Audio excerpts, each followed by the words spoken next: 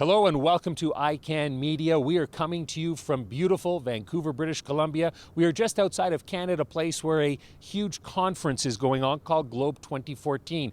I'm your host, Rob Hislop, and over the next couple of days we're going to be heading into the conference, taking in some of the many sessions and talking to some of the keynote speakers. Some of the topics discussed: changing energy landscapes and responsible resource management. Now, there are over 250 plus speakers, world leaders in their industry, talking here over the next 3 days. 50 plus countries are represented, and there are over 300 exhibitors at the trade show. We are going to give you a taste of what Globe 2014 has in store.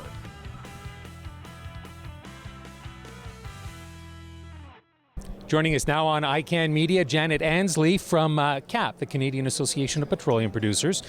You were the sponsor of this latest session, which was on Canada's energy strategy. Yeah.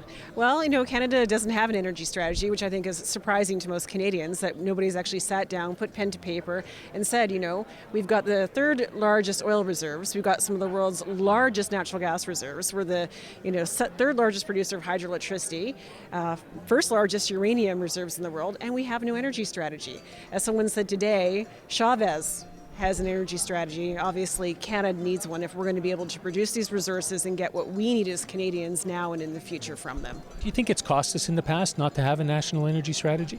I think we've been very nimble so far, and we're working as we're a small country in terms of population, so people are able to work together. I would say the thing that it cost us the most was probably back in the 80s when we did see the National Energy Program, and I think some very unintended consequences, market forces combined with some bad policy decisions really did a whole lot of damage to the Canadian economy.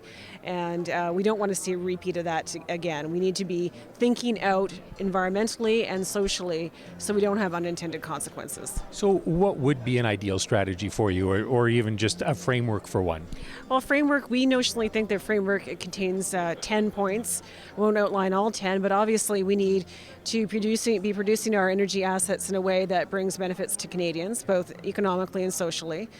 We obviously need secure energy every day. We cannot have shocks like we had in the 70s when you couldn't actually go to your local gas station and get petrol. We don't want brownouts. So we actually have to have affordable and abundant, reliable energy. And we also need to have better energy literacy. And we actually think better energy literacy or energy awareness will drive a whole bunch of good things, including energy efficiency. People are surprised when I say I drive a Prius my other car's a diesel, because I know a lot about energy efficiency in the way that I live. And actually, we need to be taking all the kind of gigajoules out of the energy system and using those a lot better. And finally, we have to have an energy strategy that's more inclusive.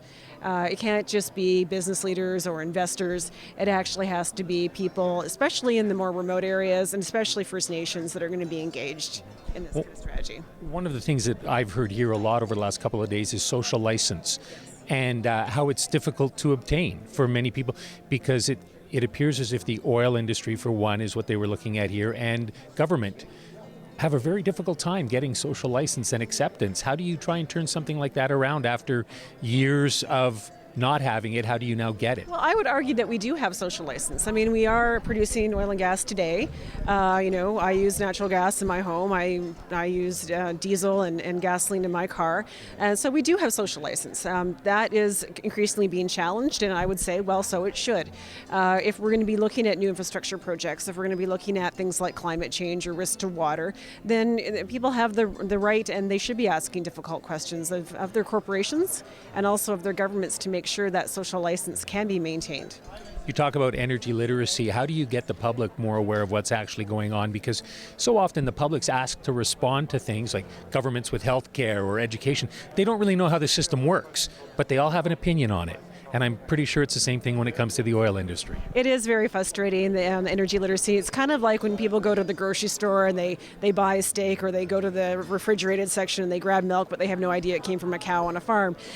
So when you are actually in the oil and gas industry and you know exactly the effort it took to produce that oil, you become a lot more respectful of its use. When you know that we've reduced our energy efficiency by 30%, or rather increased energy efficiency by 30%, but yet everybody out there is just going to buy in 300 horsepower, pickup trucks, and destroying the energy efficiency that we've gained on our side of the supply chain. So this energy literacy, I don't know the magic answer. Sometimes I think it might take turning off the lights to get people to actually wake up and not just take energy for granted. But hopefully we can actually make people aware without having to take that drastic a measure. I am hoping that as well. Thank you so much for your time. Thank you.